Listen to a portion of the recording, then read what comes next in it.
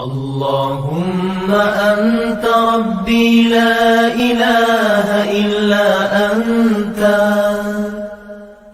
خلقتني وأنا عبدك وأنا على عهدك ووعدك ما استطعت أعوذ بك من شر ما صنعت أبوء لك بنعمتك علي وأبوء بذنبي فاغفر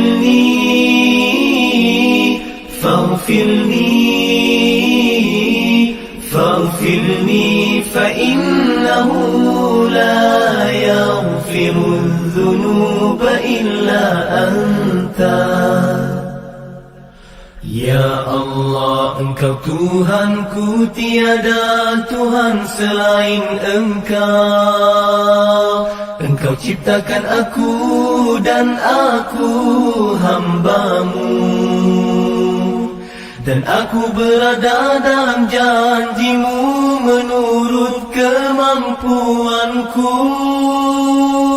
Aku berlindung denganmu daripada kejahatan yang kulakukan.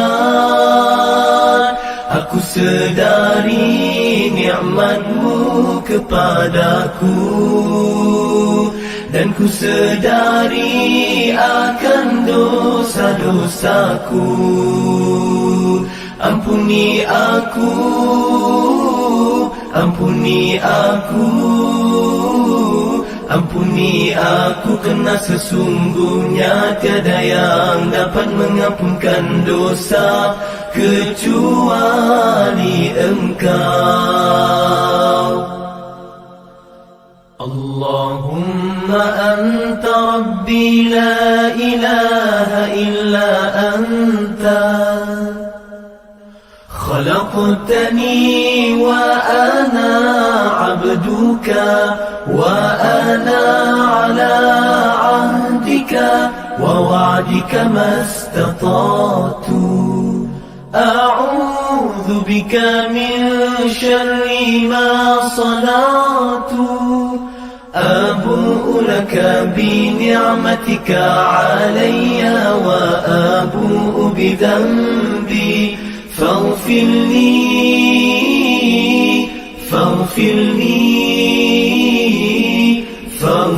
لي فإنه لا يغفر الذنوب إلا أنت. Ya Allah, Engkau Tuhanku, tiada Tuhan selain Engkau. Engkau ciptakan aku dan aku hamba-Mu, dan aku berada dalam janji-Mu menurut kemampuanku. Aku berlindung denganmu daripada kejahatan yang kulakukan. Aku sedari nikmat-Mu kepadaku, dan ku sedari akan dosa-dosaku. Ampuni aku,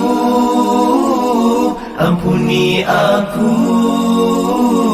ampuni aku, kerana sesungguhnya tiada yang dapat mengampunkan dosa kecuali Engkau.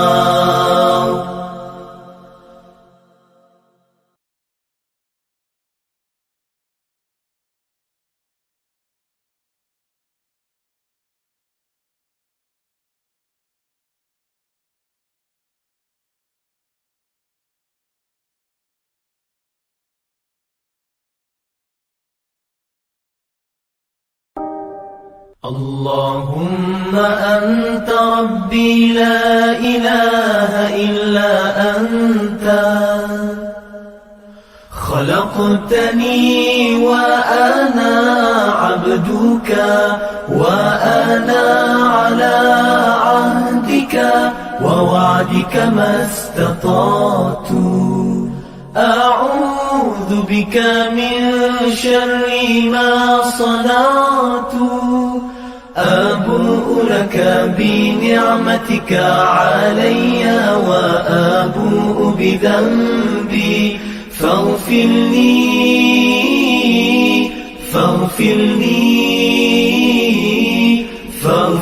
لي فإنه لا يغفر الذنوب إلا أنت. Ya Allah, Engkau Tuhanku.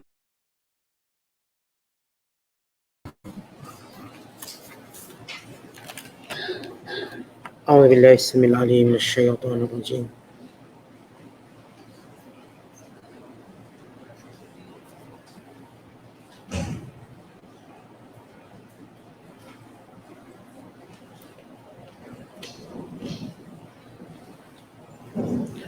أعوذ بالله السميع العليم من الشيطان الرجيم.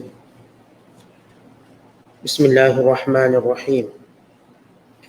وما جعلنا لبشر من قبلك الخلد أفإن مت فهم الخالدون كل نفس ذائقة الموت ونبلوكم بالشر والخير فتنة وإلينا ترجعون وإذا رآك الذين كفروا إن يتخذونك إلا هزوا أهذا الذي يذكر آلهتكم وهم بذكر الرحمن هم كافرون خلق الإنسان من عجل سأريكم آياتي فلا تستعجلون ويقولون متى هذا الوعد إن كنتم صادقين لو يعلم الذين كفروا حين لا يكفون عن وجوههم النار ولا عن ظهورهم ولا هم ينصرون بل تأتيهم بغتة فتبهتهم فلا يستطيعون ردها ولا هم ينظرون ولقد استهزئ برسل من قبلك فحاق بالذين سخروا منهم ما كانوا به يستهزئون قل من يكلؤكم بالليل والنهار من الرحمن بل هم عن ذكر ربهم معرضون أم لهم آلهة تمنعهم من دوننا لا يستطيعون نصر أنفسهم ولا هم منا يصحبون بل متعنا هؤلاء وآباءهم حتى طال عليهم العمر أفلا يرون أنا نأتي الأرض ننقصها من أطرافها أفهم الغالبون قل إنما أنذركم بالوحي ولا يسمع الصم الدعاء إذا ما ينذرون ولئن مستهم نفحة من عذاب ربك ليقولن يا ويلنا إنا كنا ظالمين ونضع الموازين القسط ليوم القيامة فلا تظلم نفس شيئا وإن كان مثقال حبة من خردل أتينا بها وكفى بنا حاسبين. Sadaqallahul azim. Dan kami tidak menjadikan seorang manusia sebelummu dapat hidup kekal di dunia ini. Maka kalau engkau meninggal dunia, wahai Muhammad, adakah mereka akan hidup selama-lamanya? Tiap-tiap diri akan merasai mati. Dan kami menguji kamu dengan kesusahan dan kesenangan sebagai cubaan. Dan kepada kamilah kamu semua akan dikembalikan. Dan apabila orang-orang kafir itu melihatmu, mereka hanyalah menjadikan perkara yang engkau sampaikan itu sebagai ejek-ejekan sahaja. Sambil berkata sesama sendiri, inilah dia orangnya yang mencaci Tuhan-Tuhan kamu. Mereka berkata demikian sedang mereka sendiri kufur ingkar kepada Al-Quran. yang mengandungi peringatan Allah yang melimpah-limpah rahmatnya. Jenis manusia dijadikan bertabiat terburu-buru pada serba-serbinya. Aku yakni Allah akan perlihatkan kepada kamu tanda-tanda kekuasaanku. Maka janganlah kamu meminta disegerakan kedatangannya. Dan kerana tabiat terburu-burunya mereka berkata, bilakah berlakunya janji azab itu? Jika betul kamu orang-orang yang berkata benar. Kalaulah orang-orang kafir itu mengetahui apa yang akan menimpa mereka ketika mereka tidak dapat menahan atau mengelakkan api neraka dari muka dan belakang mereka, dan mereka pula tidak diberikan pertolongan, tentulah mereka segera beriman dan tidak berkata demikian. Mereka tidak diberitahu akan masa itu, bahkan yang dijanjikan itu akan datang kepada mereka secara mengejut serta terus membingungkan mereka. Maka mereka tidak akan terdaya menolaknya dan tidak akan diberi tempoh bertaubat. Dan demi sesungguhnya telah diperolok-olokkan beberapa rasul sebelummu. Lalu orang-orang yang mengejek-ngejek di antara mereka ditimpakan balasan azab bagi apa yang mereka telah perolok-olokkan itu. Katakanlah wahai Muhammad, siapakah yang dapat menjaga keselamatan kamu pada malam dan siang daripada azab Tuhan yang bersifat maha pemurah? Mereka tidak memikirkan yang demikian, bahkan mereka tetap berpaling ingkar dari pengajaran Tuhan mereka. Tidak ada bagi mereka Tuhan-Tuhan yang dapat melindungi mereka dari azab kami. Mereka yang dipertuhankan itu tidak dapat menolong dirinya sendiri. Dan tidak pula mereka dibantu dengan pertolongan dari pihak kami. Bukan benda-benda yang dipertuhankan itu yang memberi kesenangan kepada mereka. Bahkan kami biarkan mereka dan datuk nenek mereka menikmati kesenangan hidup hingga berlanjutan umur mereka. Kerana keadaan yang menyebabkan berlakunya perkara yang tidak diingini mereka. Maka tidakkah mereka melihat bahawa kami datangi daerah bumi yang mereka kuasai dengan mengurangi sedikit demi sedikit dari sempadannya. Jika demikian halnya, maka adakah mereka yang akan menang? Katakanlah wahai Muhammad, sesungguhnya aku hanyalah memberi amaran kepada kamu dengan wahyu Al-Quran yang diturunkan Allah kepadaku. Dan sudah tentu orang-orang yang peka tidak dapat mendengar seruan apabila mereka diberi amaran. Maka janganlah kamu menjadi peka kerana azab Tuhan amatlah berat. Dan demi sesungguhnya, jika mereka disentuh oleh sedikit sahaja dari azab Tuhanmu, sudah tentu mereka akan berkata, aduhai celakanya kami. Sebenarnya kami adalah orang-orang yang zalim terhadap diri sendiri. Dan ingatlah, kami akan mengadakan neraca timbangan yang adil untuk menimbang amal makhluk-makhluk pada hari kiamat. Maka tidak ada diri sesiapa yang akan teraniaya sedikit. Dan jika amalan itu seberat biji sawi sekalipun, saya kami akan mendatangkannya untuk ditimbang dan dihitung, dan cukuplah kami sebagai penghitungnya. Masih lagi kita berada dalam penafsiran Suratul Anbiya. Surah yang ke-21 pada juzuk yang ke-17. Pada ayat yang ke-34 sehingga ayat 41.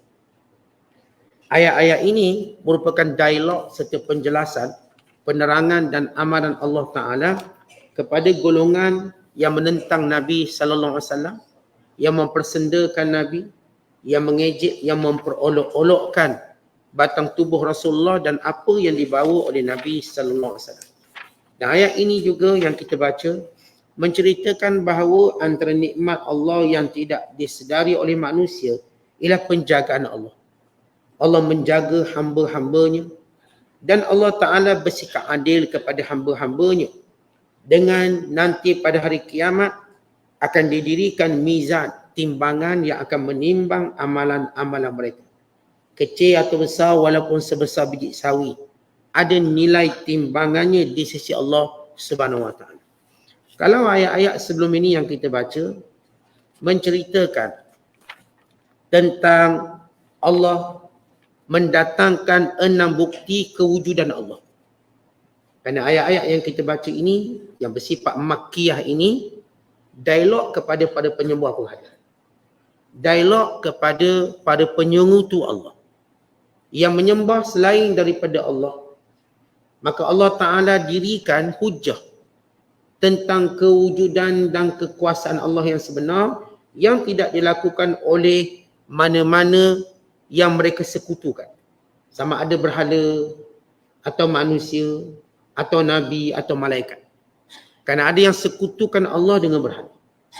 Ada yang sekutukan Allah dengan malaikat. Mereka menyembah malaikat. Ada yang menyekutukan Allah dengan nabi. Mereka menyembah Nabi Isa. Mereka menyembah manusia tertentu. Maka Allah dirikan 6 bukti utama yang telah kita jelaskan sebelum ini. Sama ada kejadian malam dan siang yang merupakan satu nikmat yang besar pada kehidupan manusia. Baik kesihatannya, baik ekonominya, baik politiknya, baik pendidikannya, manfaat malam dan siang. Dan juga Allah menceritakan jalan-jalan yang Allah Ta'ala ilhamkan pada manusia. Antara celah-celah gunung, antara lautan dan sungai. Allah wahyukan, Allah ilhamkan pada mereka untuk mencari jalan-jalan sekitar gunung ganang, bukit bukau untuk sampai kepada destinasi mereka. Dan sebagaimana juga kuasa Allah Ta'ala yang menjadikan langit sebagai bumbung yang tidak jatuh, yang tidak menimpa manusia kerana penjagaan Allah Subhanahu Wa Ta'ala. Dan sebagaimana juga Allah Ta'ala menjadikan air sebagai sumber kehidupan. Sumber hidupnya makhluk Allah Subhanahu Wa Ta'ala. Dan demikian juga Allah Ta'ala di antara tanda yang 6 tanda yang disebut dalam ayat yang kita bacakan sebelum ini, itu pada ayat 30 hingga 33, iaitu Allah menceritakan tentang bagaimana asal-usul kejadian langit dan bumi. Proses Big Bang, letusan yang terbesar yang membentuk langit dan bumi, bukan membentuk planet-planet lain, matahari dan bulan, sebagai satu asas sejarah penciptaan semua makhluk Allah. Kerana yang menciptakan mengetahui sejarah ciptaan dan mengetahui bagaimana mulanya penciptaan dan bagaimana berakhirnya ciptaan. Adapun berhala, adapun manusia, adapun lain dari Allah yang disekutukan, yang disembah, tidak mengetahui tentang ini semua. Bahkan mereka makhluk yang diadakan, yang diciptakan. Okey, setelah kita jelas tentang 6 tanda-tanda ketuhanan, maka Allah Ta'ala nak cerita tentang kesudahan kehidupan kita kat dunia ini. Kesudahan kehidupan kita kat dunia ini, siapa pun kita. Kita orang baik atau orang tu tak baik. Kita ada kuasa atau yang tak ada kuasa. Kita yang gagah ataupun yang tak gagah. Kesudahannya semuanya akan mati. Semuanya akan berakhir kehidupan. Bahkan Allah Ta'ala menjelaskan hakikat kehidupan ini cuma ujian. Yang akan dipersoalkan, yang akan dipertanggungjawabkan. Yang dapat baik, ujian. Yang dapat benda yang dia tak suka, ujian. Maka tak ada istilah yang kita sebut sebagai ini malang nasib saya. Ini tanda saya tak elok atau sebagainya. Semua ujian. Allah kadang-kadang uji kita dengan sihat. Dan Allah uji kita dengan sakit. Allah uji kita dengan lapang masa. Allah uji kita dengan kesibukan masa. Allah uji kita dengan keluasan rezeki. Allah uji kita dengan kesempitan rezeki. Allah uji kita dengan kekuatan tubuh badan. Allah uji kita dengan kelemahan tubuh badan.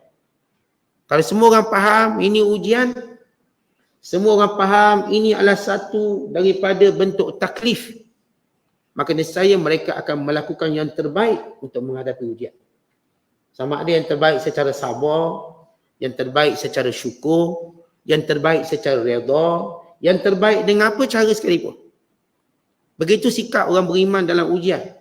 Jangan nampak dapat benda baik, Allah sayang aku. Dapat benda tak baik, Allah tak sayang aku. Allah beri pada orang lain, aku dia tak bagi. Sehingga kita lupa nilai-nilai ujian tadi. Kemudian Allah Ta'ala menjelaskan bagaimana sikap mempersenda-sendakan Nabi SAW. Bukanlah sikap baru kerana mereka juga telah mempersendakan Nabi-Nabi sebelum ini. Yang diutuskan. Bahkan mereka mempersendakan orang-orang yang membawa kebaikan, kebenaran. Sebagaimana Allah cerita tentang watak-watak manusia. Sifat yang kelang kabut, sifat mereka yang gelojoh. Sifat mereka yang tidak berfikir dan sifat mereka yang tidak mau berakal dengan apa yang berada di hadapan mereka. Maka Allah menjelaskan, kalau sebelum ini Allah cerita tentang ciptaan langit dan bumi, kemudian Allah cerita tentang kehidupan kita manusia ni, Bagaimana sifatnya adalah akan mati, akan binasa. Sifatnya adalah ujian. Dalam menceritakan yang mempersendakan kebenaran, yang menolak kebaikan yang dibuat oleh Nabi dan Rasul, mereka akan mengetahui akibatnya. Pada hari kiamat kelak, hari di mana mereka tidak mampu mempertahankan diri mereka. Kalau mereka dapat pulang semula ke dunia untuk mereka melakukan kebaikan, untuk mereka beriman. Dan juga Allah Ta'ala mencela mereka dengan kesombongan mereka, dengan nikmat yang banyak mereka dapat. Kesenangan, limpahan, luahan, limpahan harta. Mereka lupa segala nikmat itu akan hilang nilai dan rasanya bila umur kita makin lanjut. Hatta tala alaihimul umur. Semua nikmat yang kita rasa sedap, seronok, bagus, bila masuk umur tua sedap tak? Benda nikmat paling kita suka melancur. Cuba melancur umur tua. Naik tangga pun tak larat, macam nak bunuh diri. Yang kata nikmat paling sedap makan. Cuba makan waktu kita tua. Semuanya kita takut kadang mendatangkan penyakit yang segera yang membawa kematian. Nikmat apa yang kita nak anak? Bayangkan kadang-kadang kita tua kena jaga budak-budak kecil. Tak lagi menjadi nikmat, beban. Apa pun nikmat, bila umur kita lanjut, kita takkan rasa nikmat. Takkan. Kerana umur ini umur yang kita amat penat sekali. Atau umur besar bukan lagi nikmat bila umur tua. Siapa yang bila umur dia tua, dia bagi rumah besar, dia rasa nikmat, bagus. Tak sempat naik tangga arwah dia. Sebab dia tak mampu dah.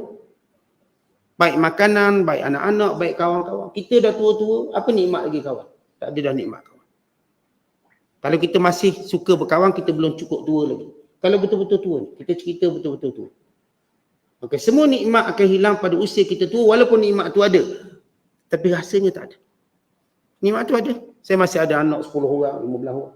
Masih ada cucu beratus macam, masih ada duit banyak, sahang banyak, kaya, bilioner dan sebagainya. Tapi dapat tak rasa nikmat? Tak. Nak naik kapal terbang pun tak rasa nikmat. Naik kereta pun tak rasa nikmat. Berjalan pun tak rasa nikmat, berjalan. Melangkau setiap langkah tu tak ada nikmat. Mereka dipapak, mereka ditolak. Tidur pun tak rasa nikmat. Kalau tuan-tuan masih boleh tidur, anda muda lagi dah tu. Tapi dah tua tak boleh tidur dah. Tidur tak boleh. Dan kadang tak berapa, kita katakan, tak berapa general. Atau tak berapa sesuai. Semua tak sesuai. Maka Allah cerita dalam ayat ini. Benda yang tak pernah disangka oleh orang kafir, kerana mereka menyangka nikmat akan kekal selamanya, dengan maksud mereka boleh menikmati. Ya mungkin nikmat itu kekal, sampailah mereka mati, tapi merasakan nikmat tadi.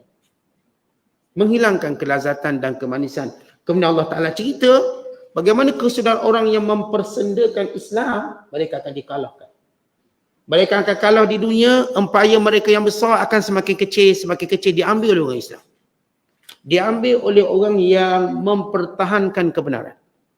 Yang menjunjung perintah Allah dan Rasulnya. Maka Allah sebut dalam ayat ini. Bumi yang luas yang menjadi empayar kuasa-kuasa besar yang menyekutukan Allah, Rom, Parsi. Akhirnya kurang sedikit demi sedikit sehingga tak wujud. Sehingga kata Nabi SAW, tidak akan ada lagi Kaisar dan tidak akan ada lagi Kisra. Tak akan ada lagi. Tamadun Parsi besar. Mustahil nampak kalah. Tamadun Rom juga besar. Mustahil nampak kalah. Rajanya juga gagah dan kuat dengan gelaran maharaja dan sebagainya. Mustahil hilang gelaran. Tapi Allah menjanjikan kemenangan Islam, menjadikan tidak akan ada lagi Kisra dan tidak akan ada lagi Kaisar. Tak akan ada. Akhirnya benar apa yang disebut oleh Rasulullah. Sebagaimana tercatat dalam ayat ini, akhirnya tak ada Rom, tak ada Parsi, tak ada raja, tak ada maharaja. Habis tak ada apa. Tak ada lagi dalam negara barat, negara kafir yang disebut raja berkuasa. Tak ada. Tinggal raja yang berkuasa orang Islam je. Kita cari satu negara kafir yang raja berkuasa. Tidak ada. Kalau ada pun mungkin kita kat Asia, kat Thailand je lah. Yang namanya Parsi dan Rom, apakah masih ada raja berkuasa? Raja Sepanyol dah tak ada kuasa. Raja Inggeris tak ada kuasa. Raja Rom tak ada kuasa. Raja pun tak ada Rom. Tadi tak ada raja. Yang dulu ada. Mana yang kuasa-kuasa besar dulu? Dia ada, tak ada. Habis. Ini yang Allah sebut dalam Quran. Kami akan kurangkan sedikit demi sedikit kerajaan mereka. Untuk mereka nampak. Dan benda ni akan terus berlangsung sampai hari kiamat. Ketika mereka dapat balik, maka akan diambil balik. sehingga kesudahannya milik orang beriman. Kemudian Allah Ta'ala menyatakan bahawa nanti bila berlaku kiamat, maka disitulah penyesalan sebenar manusia untuk mereka pulang ke dunia. Dan Allah yang berlaku adil menegakkan mizan, iaitu timbangan yang mempunyai 2 ceper dan 1 lisan. Maksudnya penimbang yang ada 2 alat, kafatan dipanggil. Dan lisan penunjuk, dia punya lidah dia. Kalau kita tengok penimbang tu, dia ada jarum dia panggil, jarum. Jarum ni berat baik. Ni berat ke jahat. Maka Allah akan dirikan sebagai tanda keadilan. Dan ini makna umum pada ayat ini. Lepas Allah cerita tentang kejadian langit dan bumi, bukti kebesaran Allah, maka Allah cerita tentang hakikat kehidupan. Lalu kata Allah, "Wa ma ja'alna li basharin min qablikal khuld." Kami tidak pernah jadikan mana-mana manusia sebelummu wahai Muhammad kekal. Ini merupakan dalil bahawa setiap generasi demi bergenerasi maka akan mati semua manusia generasi tersebut. Tidak berlangsung 100 tahun, disusuli 100 tahun yang kedua, melainkan yang 100 tahun pertama dah mati. Semua mati. Tak ada lagi baki. Kita tak dengar lagi orang yang hidup tahun 1800 masih hidup sekarang. Tak ada. Kerana setiap satu kurung itu akan berakhir sebelum masuk kurung yang kedua. Golongan ini akan mati. Sebelummu wahai Muhammad, kata Allah Ta'ala, tak ada pun yang kekal. Kisah ayat ini, kata ulama tafsir, diturunkan kepada orang kafir bila mereka tak tahan dengan istiqamahnya dakwah Rasulullah, mereka berharap Nabi akan mati. Ni kalau Muhammad mati, selesai masalah kita.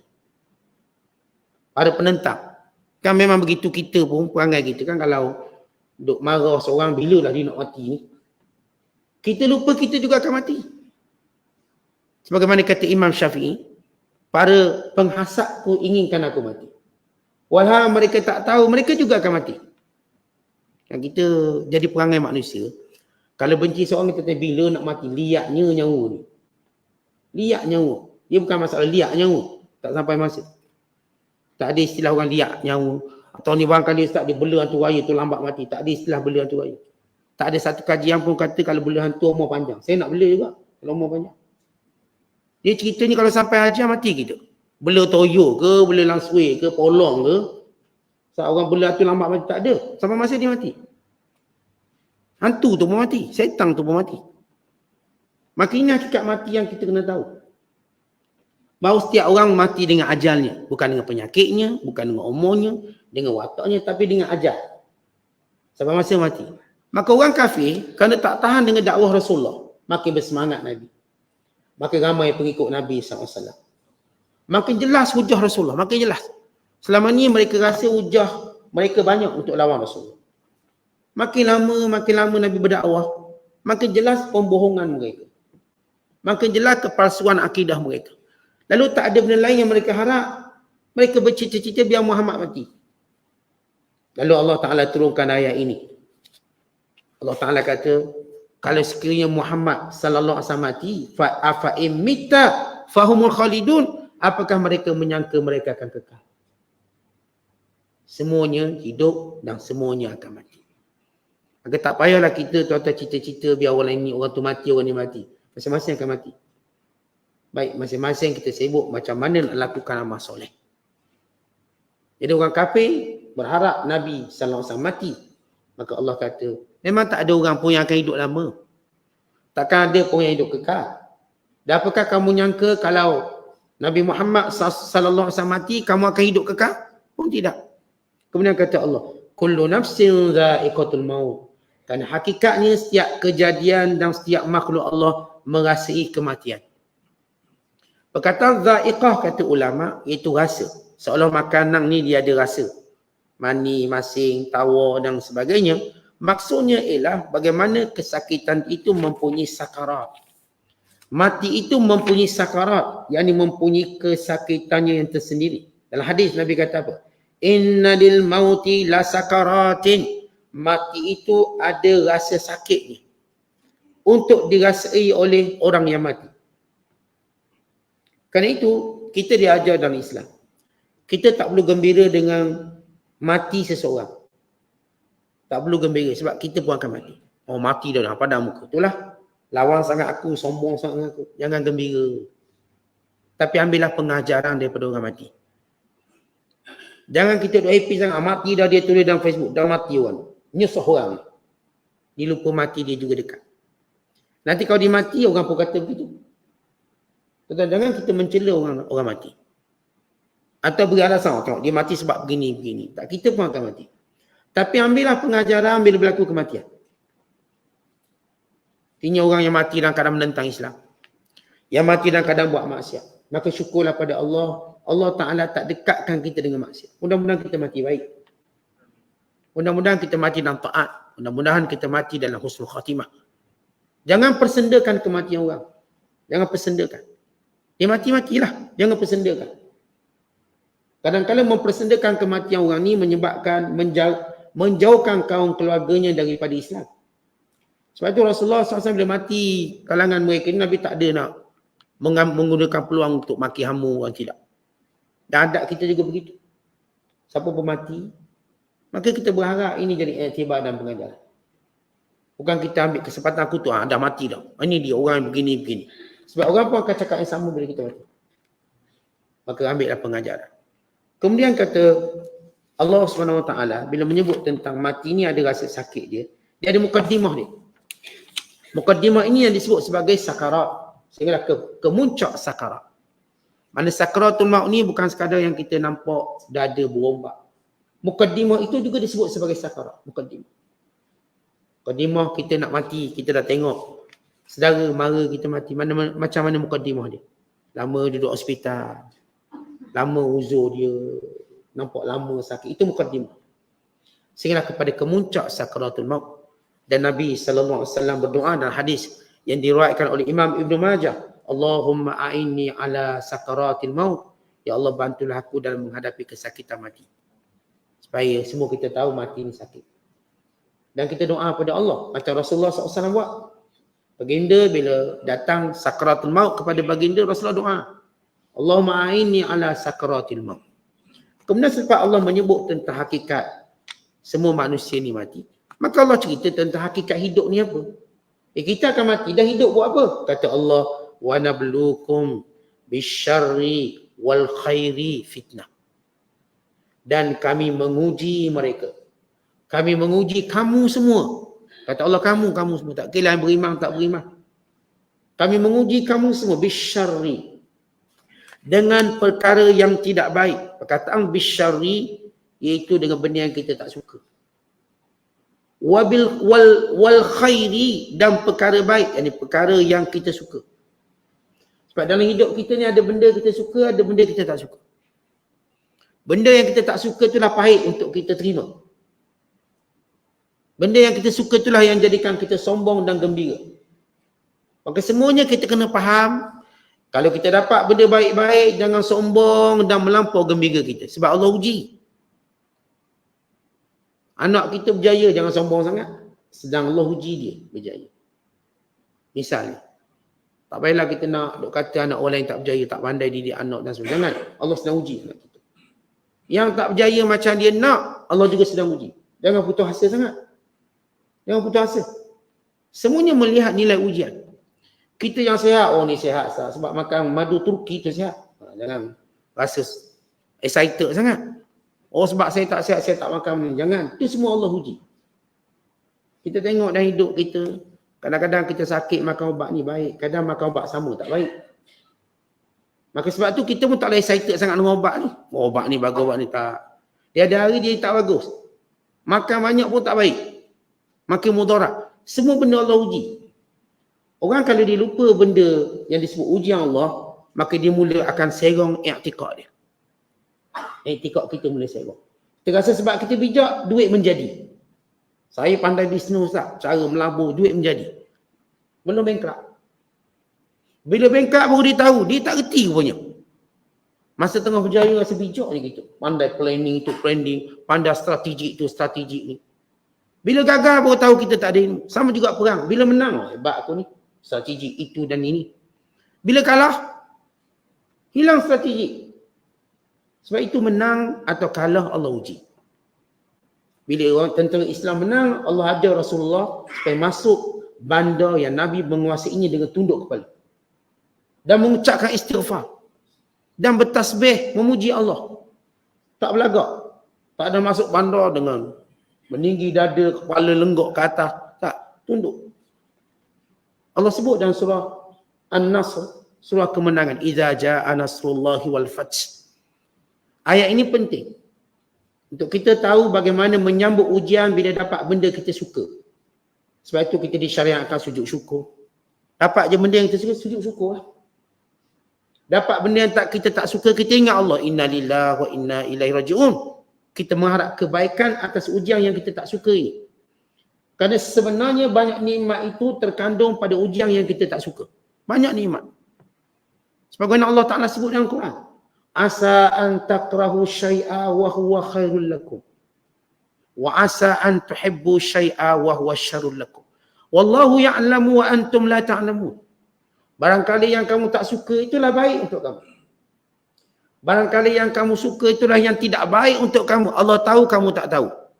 Tentu bila datang suatu benda, jangan rasa kita tahu, kita tak tahu. Kita tak tahu. Kita seronok dapat cucu ni. Orang lain tak dapat lagi cucu. Kita dapat cucu. Seronok. Kita tak tahu apa yang Allah nak uji kita dengan cucu kita. Kita tak tahu. Maka jangan rasa seronok sangat. Seronok kita sebab kita dapat anak ramai. Kita tak tahu apa yang Allah nak uji dengan anak-anak kita yang ramai. Yang sedih pula pun kita tak tahu apa yang Allah nak beri kebaikan daripada benda yang kita tak dapat. Saya tak dapat usaha anak, saya tak dapat suami, saya tak dapat isteri. Kita tak tahu apa kebaikan yang Allah nak beri di sebalik itu, kita tak tahu. Allah tahu. Sebab itu jangan kecewa, jangan sombong. Itu asas penting. Kerana kalau kita tengok hakikat kita tuan-tuan sekalian, balik seorang-seorang kat kubur, itulah hakikat. Dan mana yang kita ada semua? Tak ada, sebab itu ujian. Bila benda tu ujian, dia tak boleh bawa sekali sebab dia ujian. Kalau apa yang Allah beri bukan ujian, kita boleh bawa anak kita dalam kubur, boleh bawa harta kita dalam kubur, boleh bawa CJ kita dalam kubur, boleh bawa duit kita dalam kubur. Sebab benda ni bukan ujian tapi pemilikan. Bukan ujian. Dan kerana ujian, kita tak boleh buat balik apa pun. Kita cuma balik diri kita sendiri. Balik seorang-seorang kita. Ini hakikat kehidupan Allah nak beritahu pada semua manusia.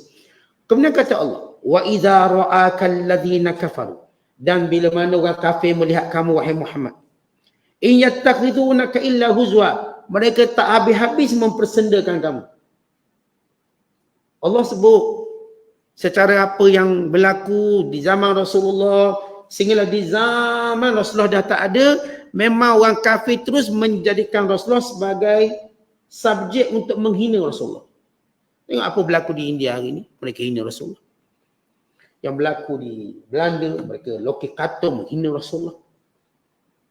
Mereka tak ada cara lain melainkan kerja mereka nak hina Rasulullah. Allah dah sebut ayat itu. Kerana mereka lemah untuk menerima bagaimana cepatnya Islam tersebar, bagaimana cepatnya kebenaran ini diterima. Tak ada cara lain, mereka attack terus pada Rasulullah.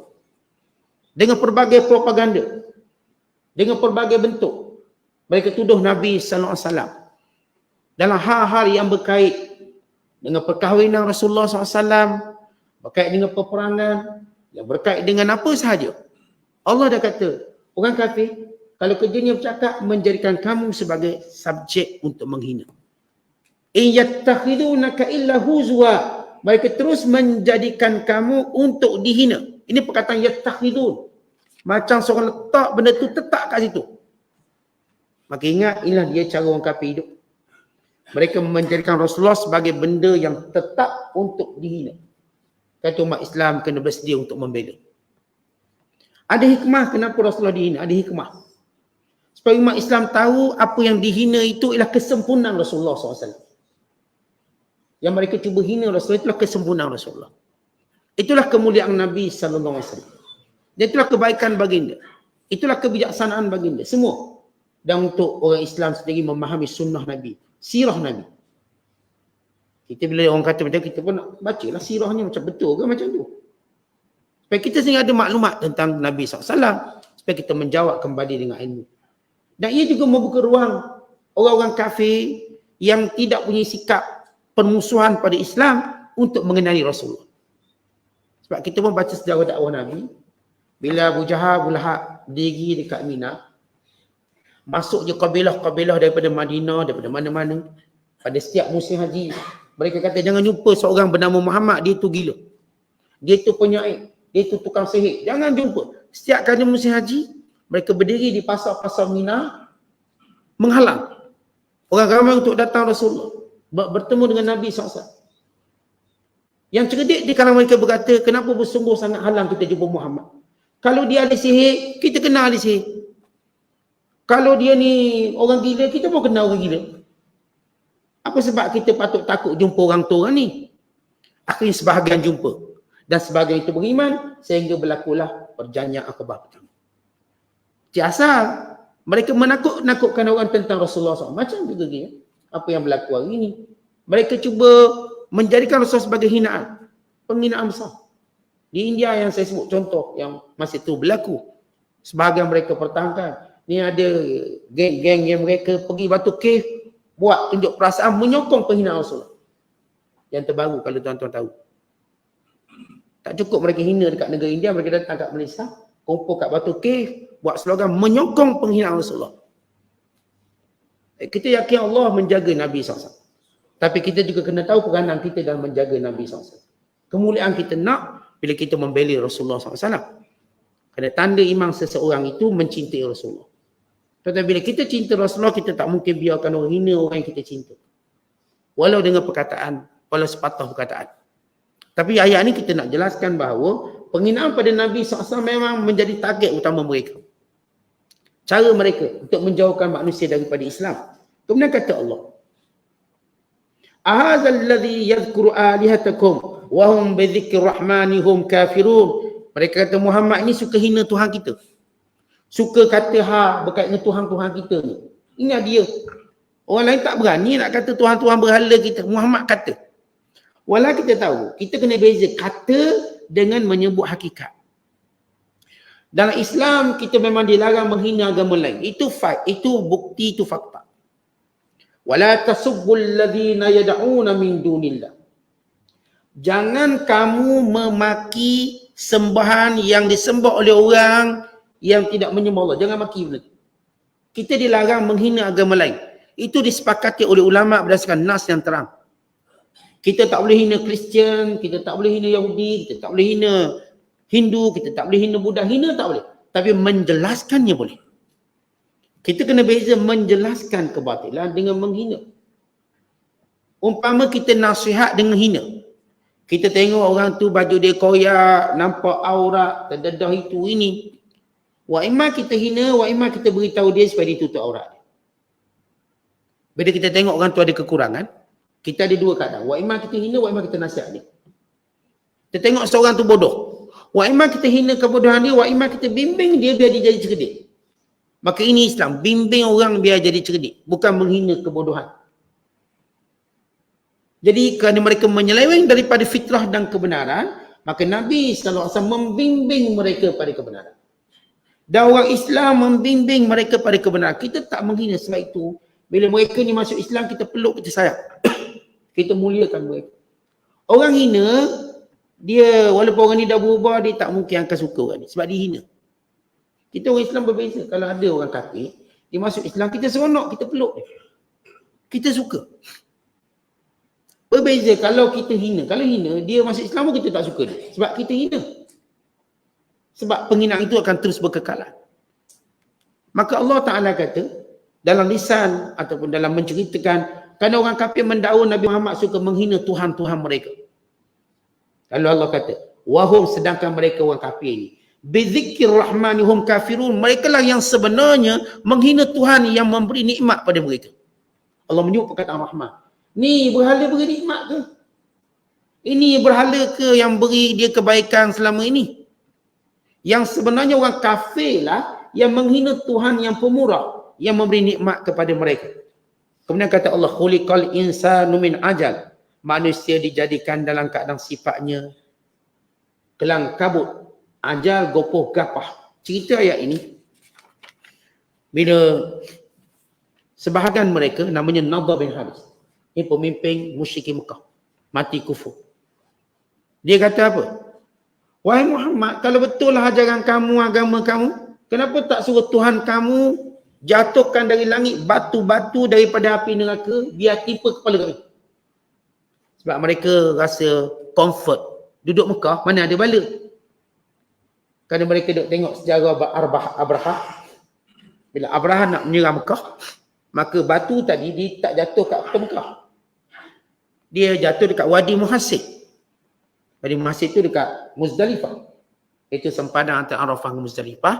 Ada satu lembah tempat yang hari ni masih ditulis nama dia Wadi Lembah Muhassib. Maka tentera Abrahanya rebahnya di situ. Mereka tahu Mekah ni tak akan ada turun bala-bala, takkan. Ni tempat paling selamat. Mereka lupa selamat Mekahnya sebab ada Rasulullah dalam tu. Kalau Rasulullah keluar, Mekah pun tak selamat. Jaminan keselamatan kerana Rasulullah bersama dengan mereka. Sebab tu Allah tak turunkan bala. Mereka menyangka bahawa Tuhan tak berani kat Mekah ni. Wahai Muhammad, kalau betul ajaran kamu betul, biar turun bala pada kami kat Mekah ni. Biar batu-batu, macam-macam batu Abraha tu, jatuh pada kami. Lalu Allah Ta'ala menyebut, khuliqal insanu min ajal. Itulah perangai orang ni. Dia ni gopoh-gapah. Duk minta bala. Kenapa tak turun bala? Kan kita tengok orang-orang yang dia derhaka pada Allah. Kita kata awak buat ni bala ni. Awak buat ni langgar perintah Allah. Tuhan tak turun pun bala. Saya pergi Mekah 2 kali, tak turun pun bala. Kalau salah saya buat ni, turun dah bala. Ni macam kita cerita tentang pemimpin musyrik Mekah Nadhr bin Haris. Ni orang-orang yang buat jahat. Ukuran dia Tuhan tak turun bala, itu tanda dia tak jahat. Apakah itu ujian dia? Itu bukan ukuran dia. Kerana Allah dengan sifatnya rahmat, Allah tunda bala untuk satu tempoh yang kamu tak boleh selamat. Mereka kamu tahu. Tapi golongan-golongan bodoh ini menyangka dengan maksiat dia buat, Tuhan tak turun bala, saya tak pakai tudung, mana ada bala? Tak ada. Saya buat benda tu, benda ni, saya tak semayang ni. Tak ada bala. Saya makin kaya dia. Follower saya pun makin ramai. Produk saya pun makin laku. Saya cerita saya tak semayang. Ni golongan-golongan tak takut. Mereka lupa dialog mereka itu skrip yang pernah dituturkan oleh musyrikin Mekah. Sehingga datang bala Allah. Lepas tu hati-hati bila hati dah keras. Dia menyangka dengan tidak adanya hukum Allah, tanda dia selamat daripada bala Allah. Tentu orang yang bijaksana. Daripada nas dia tahu salah ke betul. Tak perlu tunggu bala Allah. Nabi SAW berkata ini salah, maka kita jauhi benda tu. Allah Ta'ala dah beritahu ini tak boleh, kita jauhi benda tu. Tak tunggu bala ke tak bala. Sebab pembalasan sebenar hari akhirat kelak. Adapun di dunia, Allah beri sama ada satu rahmat ataupun kerana keceluparan yang melampau. Asalnya Allah tak akan hukum manusia melainkan akhirat kelak. Itu asal. Tapi bila mana setengah manusia terlalu celupar sangat, terlupa, teruk, biadab, melampaui. Sebab tu kita tengok, ada 2 watak yang berbeza. Yang pertama Abu Sufyan dan Abu Jahal. Dua-dua musuh Islam. Tapi apa beza Abu Jahal dengan Abu Sufyan? Abu Jahal cara dihina Rasulullah ni sampai kepada kita katakan melepasi sempadan penghinaan. Abu Sufyan ada benda lagi dia masih stop. Dia tak hina lebih. Itu punca Abu Sufyan masuk Islam. Kalau kita tengok, tak payah tengok sejauh ini, tengok kalau sejauh orang kafir yang menentang Islam. Kenapa sebahagian mereka yang menentang dapat hidayah, sebahagiannya tak dapat? Sebahagiannya mati dan kafir. Sebahagian pula dia juga menentang Islam. Tapi dia tak mati dan kafir. Bahkan dia masuk Islam. Kerana cara penentangan. Mereka yang menentang dengan cerupa sampai kita katakan melepasi sempadan, memang orang ini tak akan dapat hidayah. Tapi seorang masih lagi menjaga beberapa nilai etika tertentu. Sebab kita tahu orang kafir ni tak sama. Ada orang kafir yang benci Islam tapi dia jaga etika lagi. Dia tetap pertahankan hak-hak kita orang Islam. Tak apalah dia nak buat macam tu. Walaupun dia tak suka. Ada orang dia melampau-lampau. Untuk menolak hak orang Islam dan semua perkara. Maka orang inilah punca yang tak dapat hidayah. Bila Allah beri hidayah, ia dengan kehendak Allah. Tapi Allah jadikan setiap benda dengan sebab. Allah jadikan sebab. Ni Allah kayakan orang misal contoh. Betul Allah berkuasa. Jadikan siapa pun kaya. Tapi Allah jadikan sebab. Sebab orang kaya dia mula rajin berusaha. Maka jadilah kaya. Allah jadikan orang ni gagal, mungkin maka sebabnya kerana malas dia. Maka demikian dalam bab iman dan kufur. Abu Sufyan sebab dia tidak melampau dalam menghina Rasulullah. Akhirnya dia memeluk Islam. Abu Jahal melampau, dia mati dalam kufur. Demikian juga Abu Lahab. Sebab dia melampau. Bukan melepasi sempadan dia. Kemudian kata Allah, Sa'urikum ayati. Tak payah nak minta azab diturunkan. Nanti sampai masa akan kutunjukkan kekuasaanku. Fala tasta'jilun. Jangan gopoh-gapah. Akan sampai masa. Kemudian kata Allah, wa yaqulun. Orang-orang kafir ini berkata, mata hadzal wa'd. Bila janji nak kata datang bala, datang kiamat, datang kematian, datang benda ni semua. In kuntum sadiqin. Kalau kamu benar. Kalau kamu wahai orang beriman yang bersama dengan Rasulullah itu benar. Kata Allah, law ya'lamul ladzina kafaru. Kalaulah orang kafir tahu pada hari kejadian mereka diazab. La yakuffuna an wujuhihimun nar. Ketika mana mereka tidak mampu menepis api daripada membakar wajah mereka. Wala an zuhurihim, dan membakar belakang mereka. Wala hum yunsarun, dan mereka tidak mendapat sebarang pertolongan. Bal ta'tihim baghtah. Bukan apa yang mereka minta, apa yang mereka mahu disegerakan azab akan datang kepada mereka dengan mengejut. Tuan-tuan sekalian, bila Allah sebut mengejut. Dan semua kalau kita tengok, ini hakikat kejadian kita manusia. Semua musibah sifatnya datang mengejut. Tuan-tuan, waktu datang corona, kita ingat balik hamba Allah yang pernah kita kenal dulu, corona nama dia. Dia hamba Allah. Waktu dia mula-mula datang, terkejut tak kita? Terkejut. Terkejut teruk, semua takut. Nak salam ustaz pun takut. Dulu kata salam ustaz ambil berkat, tak ada. Anak tengok ustaz jauh, dari jauh dia lagi. Ini makhluk yang kita pernah kenal. Waktu dia datang, tak mengejut. Mengejut. Semua jalan lagi jadi kaku. Tak ada orang berani keluar. Nak datang talaki macam penjenayah datang. Yang nak datang masjid. Nak pergi masjid tu macam penjenayah nombor 1. Takut kena tangkap. Bukankah kita rasa tak pernah berlaku macam tu? Dia mengejut. Walau ilmu manusia dah hebat. Dah macam dapat ramal penyakit tu, penyakit ni. Tapi bila dia datang semua mengejut. Businessman terkejut. Jatuh banyak mana bisnes. Kemudian ada orang businessman juga terkejut. Dia tak jangka untung yang melampau pula. Ada yang terkejut sebab tak boleh berniaga, ada yang terkejut sebab lagi hebat berniaga online. Maka semua benda tu datang mengejut. Siapa kata corona datang tak mengejut? Semua mengejut. Itu baru cerita corona. Bagaimana azab Allah. Tentang kita masa ni tengah sihat macam okey. Kita kata macam kita plan. Tak. Datang musibah Allah, dia tak macam kita plan. Datang kematian, mengejut mati. Walau umur 80 tahun, orang kata patutnya awak mati lama dah, tak. Dia datang mati, dia mengejut. Baru ikut kuliah kita, tak mati dah dia. Mengejut. Baru saya jumpa dia makan roti canai, mati dah dia. Semua peristiwa yang namanya musibah, dia bersifat mengejut. Apatah lagi kiamat dan azab Allah. Yang memang Allah janjikan benda tu. Untuk diazab si hamba yang menderhaka, maka pada penderhaka duk seronok, hina Allah, hina Rasulullah, hina kebenaran, seronok tu hina, rasa tak mati, rasa nikmat berkekalan. Maka tiba-tiba mereka mati, mengejut. Dan mereka nampak neraka, mengejut. Dan mereka dapat mendapati azab Allah mendatangi mereka, mengejut. Lalu mereka berkata, kalau kami dapat hidup balik ke dunia. Kemudian kata Allah, fatabhatuhum, lalu mereka menjadi bengong bila datang musibah Allah.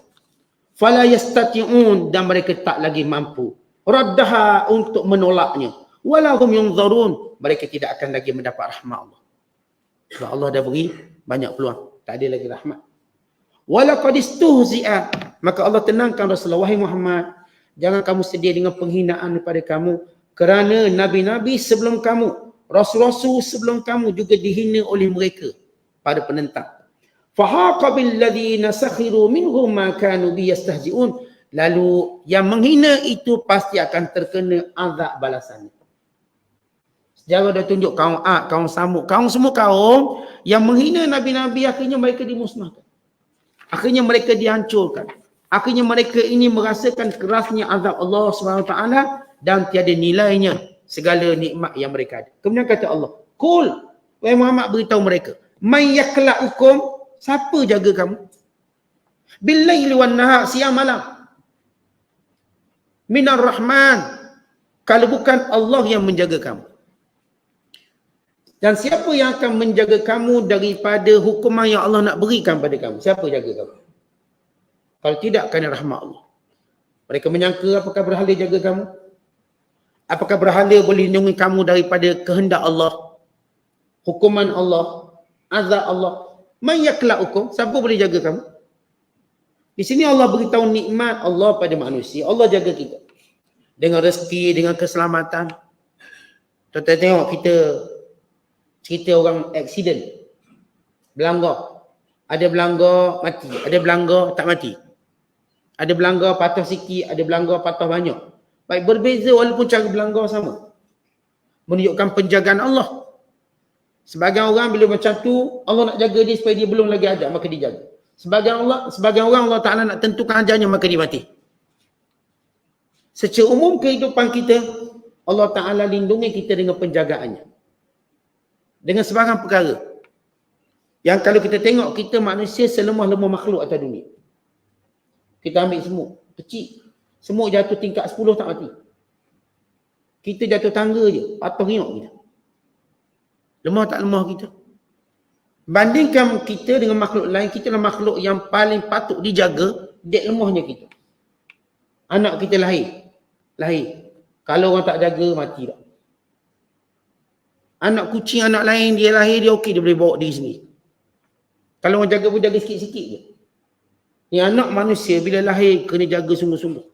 Pakaian dia, suhu dia, tak cukup mak dia, nenek dia sekali suruh jaga.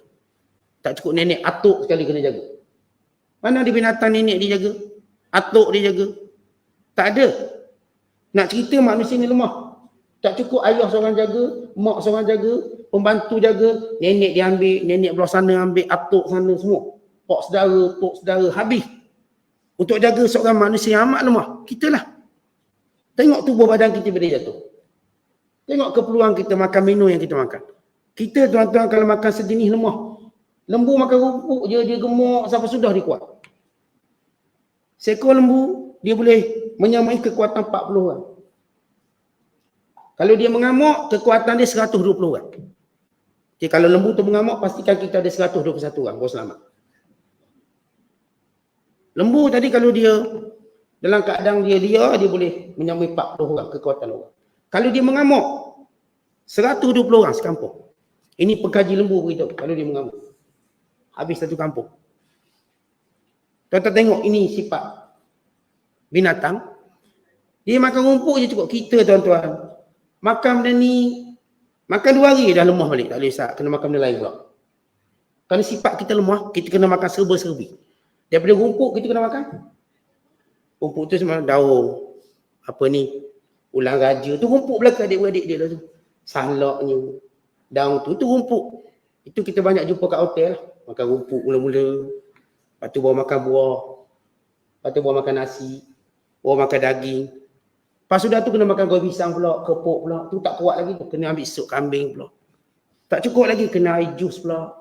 Tak boleh lagi air zam-zam pula 2 gelas. Tuan-tuan, ini lemah. Kita kena makan serba-serbi sebab kita lemah. Binatang sejenis makanan cukup, dia dah kuat. Sejenis je makanan.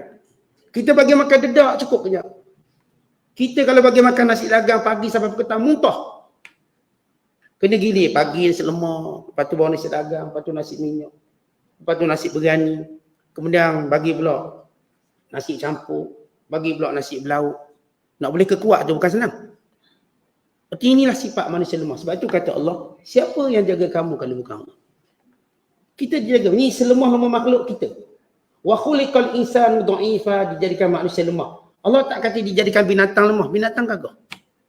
Kita lemah. Kena pakai baju sejuk, kena ada kipas, kena ada aircon. Mana ada lembu ada aircon kipas?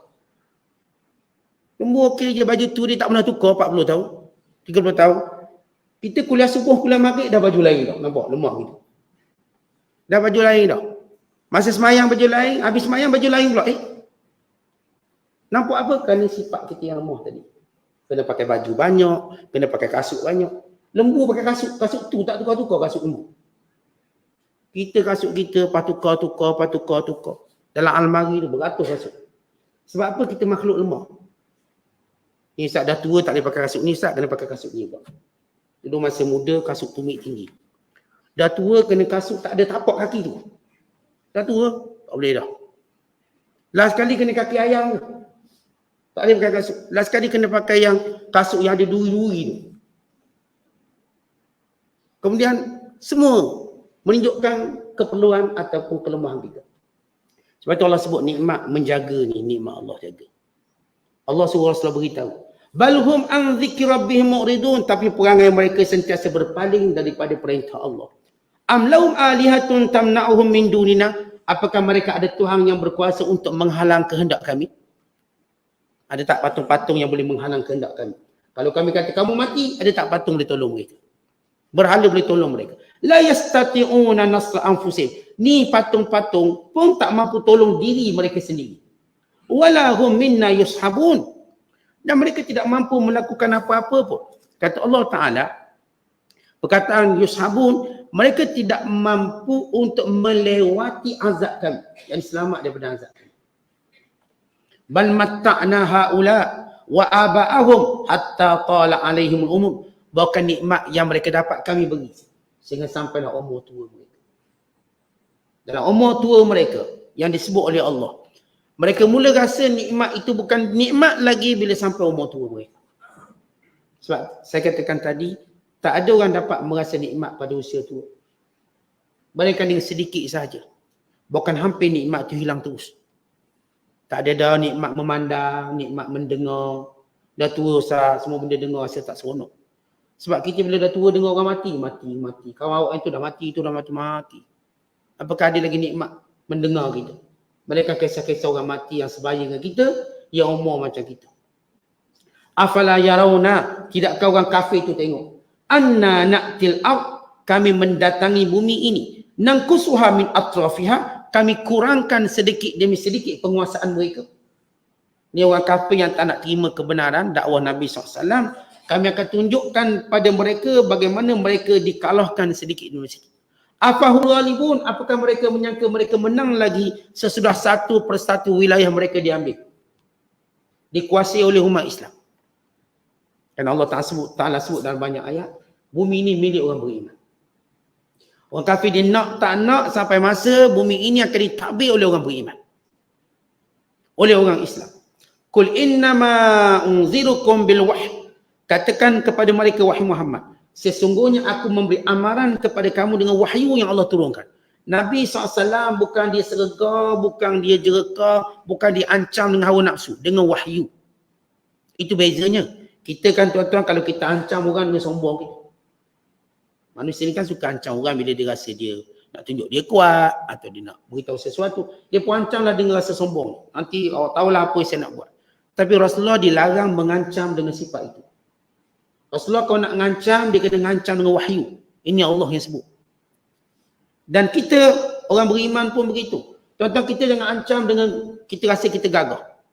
Oh, ingat, saya pecah awak nanti, jangan guna benda tu. Tapi ancamlah dia dengan ancaman Allah. Awak buat macam ni, Allah murka. Nanti Allah azab. Nanti Allah tarik nikmat. Jangan ancam dengan sombongan kita. Sebab tak ada keberkatan bila kita ancam cara kita. Kita nak ngancam anak-anak kita tak sembahyang, anak kita tak tutup aurat, anak kita tak mematuhi perintah Allah. Ancam dia dengan perintah Allah, dengan wahyu Allah. Jangan ancam, mak takkan bagi lagi duit belanja. Dia pun cari duit belanja sendiri lebih banyak lagi. Mak takkan bagi kamu duduk di sini. Dia pun cari rumah besar pada rumah kita lagi. Setiap kali kita ancam dengan kesombongan, dengan nikmat kita ada, dia takkan berhasil dengan baik. Ancamlah dia dengan perintah Allah. Kamu buat macam ni, Allah murka. Allah tarik keberkatan rezeki. Allah tarik keberkatan umur. Allah hilangkan kelazatan beribadat. Allah hilangkan kebaikan dan begini begitu. Ancam dia dengan wahyu Allah. Semua yang kita sebut ni disebut dalam wahyu Allah. Ancam dia dengan apa yang disebut oleh Nabi SAW. Ni Nabi laknat orang buat macam ni. Nabi tak ngaku umat ni. Nabi tak akan beri syafaat kalau awak buat macam ni. Ancam dia dengan wahyu Allah. Itu cara kita mendidik, cara kita nak ancam orang. Jangan ancam dengan rasa kita gagah. Yang aku panggil orang kampung, belasah kamu seorang. Kita ingat kita seorang ada kampung. Dia ada 2 kampung, habis gitu. Wah, ni aku ada jawatan ni, aku kenal orang besar, aku akan pecat kamu. Kita ingat kita seorang dia kenal orang besar. Dia kenal mak pada orang besar tu, habis gitu. Jadi jangan duk ancam macam tu, kita dapati mereka akan ada lebih besar kabel. Kita rasa kita je gagah. Tapi bila kita ancam dengan wahyu, ancam dengan perintah Allah, tak ada yang lebih tinggi daripada perintah Allah. Tak ada. Lepas tu kita beritahu anak kita, kawan kita, jiran kita. Ini Allah murka buat macam ni. Allah melaknat orang buat macam ni. Nabi SAW marah orang buat macam ni. Maka akan dijadikan begitu, begini. InsyaAllah kita menang. InsyaAllah berjaya kita dalam mengancam orang. Wala yasma'u summa du'a idza ma yunzarun. Dan yang mereka sekutukan Allah tidak mampu mendengar permintaan mereka. Tidak mampu untuk memberi apa-apa pertolongan kepada mereka. Wala immassatrum nafhatun min azabi rabbik. Kalau mereka ditimpa dengan azab Allah, la yaqulun, mereka pasti akan berkata, ya wailana, celaka kami, inna kunna zalimin, kami salah. Mereka akhirnya mengaku bila mana datangnya, kita katakan bila datangnya azab Allah SWT. Kalau sebelum ini bila dengar perintah Allah, mereka buat pekak, mereka tak nak dengar. Apa yang diberi amaran mereka tak peduli. Wa nadha'ul mawazin, dan kami akan tegakkan penimbang yang adil pada hari kiamat kelak, dan tak ada seorang pun akan dizalimi. Wa in kana mithqala habatin min khardalin ataina biha. Kalaupun mereka buat apapun kebaikan, kami akan mendatanginya. Wa kafa bina hasibin, dan cukuplah Allah penghisap yang paling adil. Allah cerita kiamat kelak ada yang disebut mawazin. Kita tahu antara akidah kita ialah beriman dengan adanya mawazin. Apa itu mawazin? Penimbang, mizan. Habis kenapa sebut mawazin? Kan kita baca bab akidah mizan. Mizan, mawazin merujuk kepada makhluk-makhluk Allah yang ditimbang tadi. Mizan alat penimbang. Alat penimbang tu akan ditimbang setiap makhluk Allah, ditimbang amalannya, ditimbang kebaikannya, ditimbang kejahatannya. Maka penimbang ini benar berlaku. Penimbang ini benar wujudnya untuk menunjukkan keadilan Allah. Bahawa apa yang Allah hukum pada manusia, yang selama ini menolak, yang selama ini melakukan perkara yang Allah larang, walaupun Allah Ta'ala membenci mereka, tapi kebencian Allah tidak menghalang sifat adil Allah. Ini Allah ajar pada kita. Kita tuan-tuan, benci macam mana pun jangan menjejaskan keadilan kita. Bencilah, tapi adil kena adil. Jangan kerana benci tak berlaku adil. Allah yang maha berkuasa, yang tidak ditanya apa yang dia lakukan. Pun Allah Ta'ala, walaupun Allah melaknat perbuatan orang ni, Allah tetap berlaku adil pada mereka. Dan saya katakan, orang kalau dia mencuri, dia tak berzina, dan kita pandai-pandai tambah kejahatan dia. Dia dah mencuri, tak berzina lagi, begitu lagi. Walau dia buat satu, dia salah. Itu namanya orang zalim. Maksudnya, kalau saya benci seseorang, kejahatannya cuma satu. Saya jangan tambah 2, jangan tambah 3. Kerana orang ni mula lebih zalim pada orang tu buat zalim. Orang buat zalim satu hal.